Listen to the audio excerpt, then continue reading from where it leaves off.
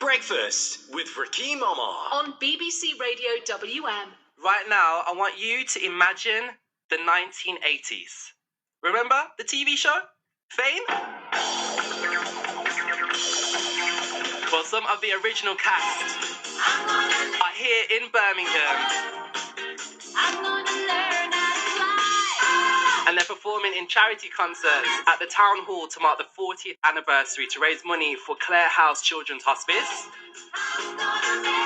And it's a good day. There's great energy in the studio right now.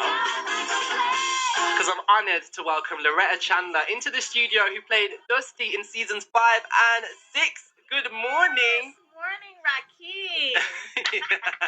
I haven't had anyone with an American accent in the studio yet, so this is different. This is new. I like this. Okay, so I'm from all over America, so my accent may change from time to time. Oh, really? Where are you from in terms of different spaces and places? Well, originally from Pueblo, Colorado. Okay. Then I moved out to LA for school and fame. Ooh. And now I'm in Atlanta with family. Okay, so I've been to all three of those, I think. But Awesome. Ohio is still...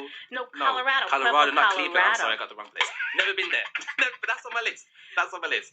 Yeah. This is amazing. Let's start by talking about the TV show, first of all. Okay. What was it like for you being a part of this? Because this is an amazing moment for a lot of people when we talk about nostalgia for television. Major dream come true. Because when the movie came out, Yeah. I'm in high school or junior high school with a bunch of my friends, and we're like, oh my gosh, if we could just be a part of that magic, that would be amazing. Because Fame had dancers in the street. That was the first time anything like that ever happened. It was so cool. And then when we heard that Janet Jackson was leaving the show, I was like, oh, that's cool. You know, Jesse was at the school that I was going at, Cal Okay. Arts. And they were like, well, if he got in, one of us can get in. Yeah. So a bunch of dancers went down there, and I drove them in my car. I wasn't planning to audition because Really? I'm not a dancer. Okay. And I thought you had to have a dancer's body to be on a show like that. But when I got there, they said, Debbie Allen's on the soundstage. I gotta meet her. They're like, Debbie well, Allen. yes, but you have to have a number in order to meet her. You can't get in the soundstage unless you're auditioning. Right. So I'm like, well, give me a number because I'm gonna meet Debbie. I don't care if I'm auditioning or not. And when I got in, apparently they started with the singing first. I'm like, well, I can sing. Why don't I just try something while I'm here? I got in there and I started to sing. They give you 10 seconds. That's a short amount of time to sing. It's really short. And they had 10 girls in there at one time and this big long table of judges. And they would start their song. And by the time they got to something good, ding, next, ding, next. It was an open call, 5,000 people. They What had did to you rush sing them then? through. I did For Your Eyes Only. Okay. And I thought, I'm going to start in the middle because I want to get a high note in before they ding me. Yeah. And just before my high note, they said, ding, next. I went, oh, wait, I got a high note. Just let me do the high note. And they were like, go ahead. I went, oh. They said, thank you. I went, oh. Okay. And so I thought, oh, I guess that's it. And as I was leaving, this little girl came running after me and she said, they loved it. Oh, wow. Here's a script. Come back and read for us. Oh, wow. 7 auditions later, I got the part. 7 auditions, though. Yes, I had to come back and read and do a screen test and dance for Debbie. That was hard. Amazing. That was hard. Is this something you always saw for yourself growing up? Was it always showbiz? It is. How did you get to that moment? I was raised in a church with my family. We're singers. My mother was a singer. She had a group called the Porter Four. When we were little, she would have us sing around the country, called us the Chandlerettes. Aww. I was the lead singer. My brother could play piano since he was 5. I had a younger brother play the drums, so we were a little group. This reminds me of my mum's story. My mum did the same thing. They had a group in the band, and she would be the singer, brother would play the drums, or brother would play the guitar. Yeah, that's so. Yeah. Anyway, sorry. Connections. Yes. Yeah. So because of that, you always knew that you were always going to perform in some way. That was always going to be it. Perform and write, because I always wrote little plays. And because my dad was the pastor, he would let me put the plays on at church. I would write them. I would get people together and have them star in it. And so it's always been a part of what I wanted to do. How was your family with you being influenced by the church and being involved in the church and then doing stuff of the world? You know what I mean? How was that for you? Because for some people, that's really hard. Yes, for some it is. For my dad, it wasn't. I'm very grateful that I had a dad who understood. I instilled in you I instilled in you the right kind of message. So you have to be in the world in order to share it. So you get out there and be you, and just remember who you are. When you got the part on the show and you're doing this, what was the moment like for you then? Because to see the rest of the cast, to see the roles that are being filled, the influence that this is having on people's lives, what was it like for you just as a normal human being? Freaking out!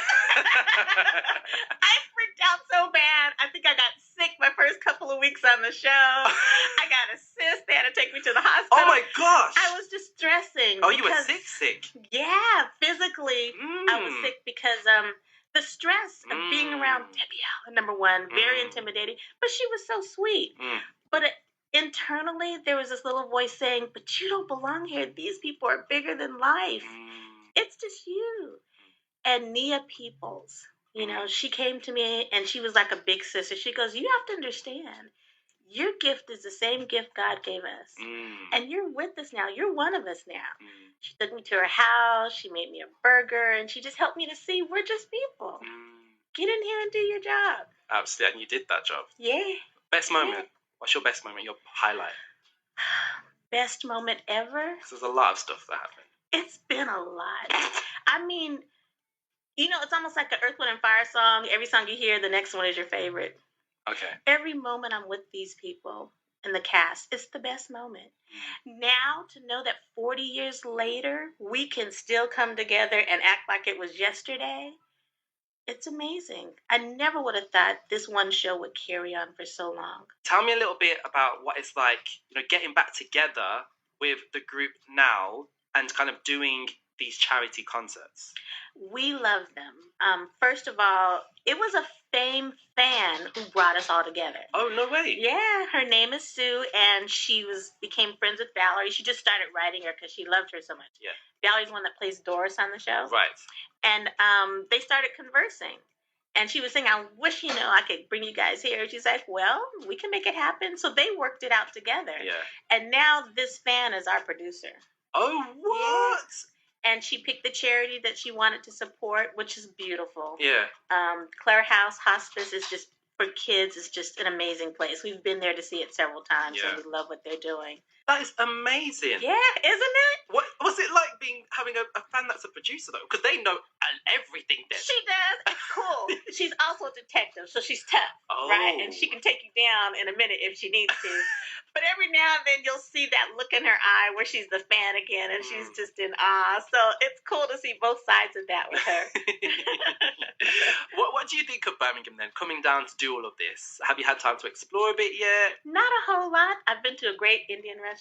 Okay. Oh yeah, the food was smacking. It was good. So there's some slang yes, for you. Yes, because you need to teach me some slang. So you've been all over the US. We're going to stick with Atlanta. Okay. So smacking, is that like, so that's like saying it's great, like bussing. Like lick your lips. Finger licking good. Exactly. Okay, smacking. Or banging, that's another good word. Okay, I feel like we would say that. Yeah. But like, it's a bit older for us now. It is. I'm older. Hello. No. I mean, of the time, we grew up saying that. Okay, I've got a word for you then. Okay. That we would say. You have to repeat it after me. Alrighty. Tararabit. Tarawabits. That was so good. One more time. What'd I say? So I said. Wait, so Tararabit. Tarawabit. Yeah, that's like saying, see you later, see you in a bit. See ya. Tarawabit's like out. Like Tara a bit.